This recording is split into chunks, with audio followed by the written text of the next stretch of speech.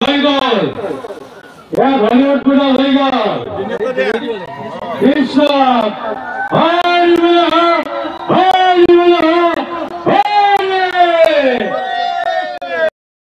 প্ৰতিষ্ঠা হৈছে কাকতলীয়ভাৱে 12 বছৰত ভৰি দিছেহি ৰাজহুৱা ধৰ্মীয় অৰিয়া এই সভা পবিত্ৰ অনুষ্ঠানটিয়ে যেনেকৈ দীপাৱলী ভগৱান ৰাম 12 বছৰৰ পিছত বনবাসৰ পৰা আহিলে বন্তি জ্বলাইছিল আজি মোৰ অনুভৱ হৈছে যে ইয়ালৈকে ভগৱান শ্ৰী ৰামচন্দ্ৰ ঘূৰি আহিছে আৰু তাৰেই বন্তি প্ৰজ্বলনে আমাক সকলোকে উৎসাহিত কৰি তুলিছে। চেনেলক ধন্যবাদ জ্ঞাপন কৰিছোঁ এইকাৰণে যে অটকীয়া বাৰগোপাল থানত অইন মিলিৰ দৰে এইবেলিও দ্বাদশ বাৰ্ষিক ৰাজহুৱা আৰিয়া সভাখন অনুষ্ঠিত কৰা হৈছে। এই ৰাজহুৱা সভাখন অটকীয়া বাৰগোপাল মন্দিৰত কৰা হয়।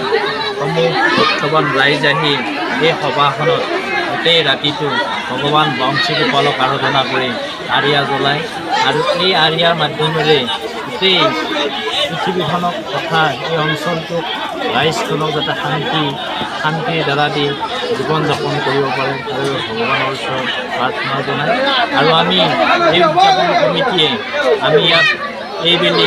আমি ইয়াত আৰিয়া সভাৰ লগত সংগতি ৰাখি নাগাৰা নাম খেল ধেমালি আদিকৈ বিভিন্ন অনুষ্ঠান অনুষ্ঠিত কৰিছোঁ আৰু ৰাইজৰ উৎসাহ আমি দেখি আনন্দিত হৈছোঁ।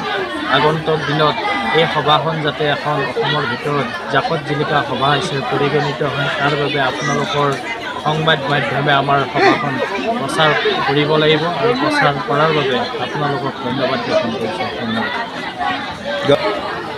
জয়তে মই আপোনালোকৰ চেনেলৰ শলাগ লৈছোঁ আৰু আপোনালোকৰ চেনেলৰ মাজেৰে অসমৰ ৰাইজৰ ওচৰত মই এই সভাৰ এটা পৰিৱেশ ৰাইজক দেখাব আৰু ৰাইজক দেখিলে নিশ্চয় এই সভাখন আৰু আগুৱাই যাব।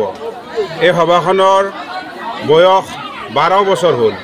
প্ৰতিষ্ঠা হোৱাৰে পৰা এই সভাখনত জড়িত হৈ আছোঁ আৰু আজি ইয়াক এটা সুন্দৰ ৰূপত আপোনালোকে দেখা পাইছে আৰু ভৱিষ্যতে আপোনালোকৰ আশীৰ্বাদত ই নিশ্চয় উজ্জ্বল হ'ব। অসমৰ ৰাইজলৈ আমি আহ্বান জনাইছোঁ আপোনালোকে এই প্ৰামাণিক থানখনত আহক, ইয়াত বন্তি জ্বলাওক আৰু মনত যি কামনা কৰে তাকে পায় বুলি বহুতে ইতিমধ্যে আমাক জনাইছে। আপোনালোকো আহক এই সভাখনলৈ, আমি আপোনালোকক নিমন্ত্ৰণ জনাইছোঁ।